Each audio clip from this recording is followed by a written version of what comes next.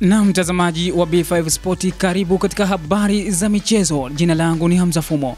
Na moja kwa moja tukianzia hapa nyumbani, Rais wa Jamhuri ya Muungano wa Tanzania, Dr. John Pombe Magufuli, ameguswa na kifo cha aliyekuwa mwanachama na shabiki kindaki wa klabu ya Yanga maarufu kama Ali Yanga. Rais Magufuli amesema hayo kupitia barua yake kwa vyombo vya habari.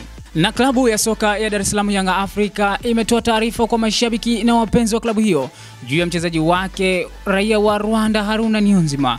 Yanga imesema mkataba na mchezaji huyo unaisha mwezi Julai mwaka huu, na hivyo wameshindwa kuafikiana juu ya mkataba mpya. Na tukihamia huko Msimbazi, kwa udhamini wa kampuni ya kubashiri ya SportPesa, klabu ya soka ya Simba imezidi kuwa na nguvu ya usajili msimu huu.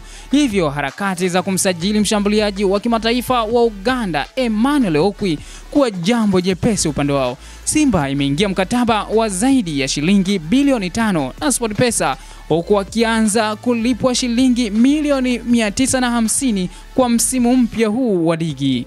Na tukielekea huko barani Ulaya, moja kwa moja tunaangazia michuano ya mabara ambayo inaendelea kushika kasi huko nchini Urusi. Michuano ya kombe la mabara inatarajia kuendelea hii leo kwa kuzikutanisha mwenyeji ambayo ni nchi ya Urusi iliyopo katika kundi A akicheza dhidi ya Ureno, wakati Mexico ikikutana na New Zealand. Endelea kufuatilia mitandao yetu ya kijamii ya Facebook, Twitter, Instagram, bila kusahau kusubscribe YouTube channel yetu ya Bongo 5.